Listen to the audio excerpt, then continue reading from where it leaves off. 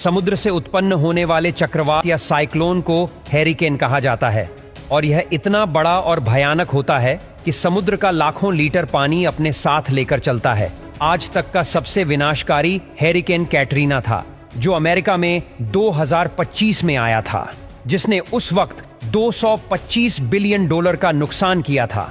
अभी पिछले साल ही अगस्त 2017 में गल्फ ऑफ मेक्सिको में उत्पन्न हुआ और अमेरिका के टेक्सास स्टेट को हिट करने वाला हैरिकेन कैटरीना की तरह ही बहुत विनाशकारी था। समुद्र से पैदा होने वाला यह हैरिकेन जब जमीनी विस्तार से टकराता है तो वह टोर्नेडो में परिवर्तित हो जाता है और यह टोर्नेडो इतना भयानक होता है कि आधुनिक से आधुनिक बिल्डिंग को भी पल में तहस नहस कर देता है। ऊपर से हैरिकेन जब जमीनी विस्तार को हिट करता है तो उसके साथ ही जमीन पर इतनी बारिश होती है कि मानो बादल फट गया। कनाडा और नॉर्थ अमेरिका में भयानक बर्फ के तूफान भी आते रहते हैं, जिसे स्नो स्टॉर्म कहा जाता है। इस स्टॉर्म में फर्क सिर्फ इतना होता है कि इसमें बारिश नहीं लेकिन बेहद मात्रा में बर्फ गिरती है और जहां पर इस तूफान की असर होती है उसके आसपास के लगभग हजारों किलोमीटर दूर का भाग मानो हिम युग में तब्दील हो जाता है। लेकिन दोस्तों, ये सारे स्टॉर्म के मूल में तो एक ही बात होती है कि यह सारे चक्रवात होते हैं और इन सभी चक्रवात के 3 भाग होते हैं। एक तो होता है इन चक्रवातों की वोल, दूसरा उसके मध्य का या बीच का भाग और तीसरा उसकी आंख। आज तक किसी चक्रवात या स्टॉर्म की आई किसी ने भी नहीं देखी। अगर आप उसके आसपास हेलीकॉप्टर से भी जाओ तो भी इसकी असर इतने किलोमीटर दूर तक होती है कि वो हेलीकॉप्टर को भी नुकसान करेगा। इसलिए इसके बीचों बीच की उसकी आय देखना बेहद मुश्किल है।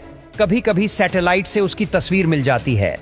दोस्तों, आपको यह जानकर हैरानी होगी कि जो स्टॉर्म अपने आसपास के सैकड़ों किलोमीटर का विस्तार तहस नहस कर देता है और उसके आसपास 250 किलोमीटर पर की रफ्तार से हवा बहती है, उसके मध्य का बीच का या सेंटर का भाग बहुत ही शांत होता है और उसके बीचों बीच सेंटर में शून्य अवकाश होता है। अगर कोई इंसान किसी तरह से स्टॉर्म के बीचों बीच आ जाता है तो उसको वहां पर बेहद शांति और सन्नाटा दिखाई देगा। ना कोई आवाज, ना कोई हवा और एकदम शून्य अवकाश। दोस्तों, ये एक कुदरत का करिश्मा ही मान लो कि उसके आसपास स्टॉर्म तांडव मचा रहा होगा लेकिन बीचों बीच बेहद शांति होगी।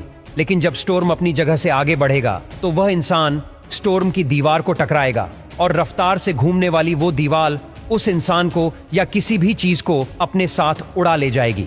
वह इंसान बहुत तेजी से दीवार में घूमने लगेगा और ऊपर जाने के बाद उसको जो नजारा दिखेगा वो वह मंजर होगा जो आज तक किसी ने नहीं देखा।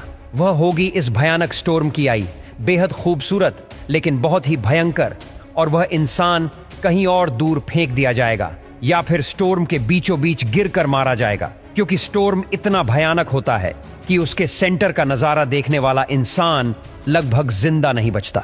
इस स्टॉर्म को उसके विनाश की अलग अलग कैटेगरी में विभाजित किया जाता है, जिसमें अगर इसकी रफ्तार 119 से 153 किलोमीटर पर आवर है तो उसको फर्स्ट कैटेगरी में गिना जाता है। रफ्तार जैसे ही 154 किलोमीटर पर आवर से पार हो जाती है वह सेकंड कैटेगरी का रूप धारण कर लेता है। 178 और उसके ऊपर की रफ्तार को कैटेगरी 3 में गिना जाता है। 209 और उसके ऊपर की रफ्तार को कैटेगरी 4 में गिना जाता है। और जब यह साइक्लोन 252 किलोमीटर पर आवर की रफ्तार को छू लेता है उसे टाइप 5 की कैटेगरी में गिना जाता है। यह कैटेगरी बहुत ही विनाशकारी होती है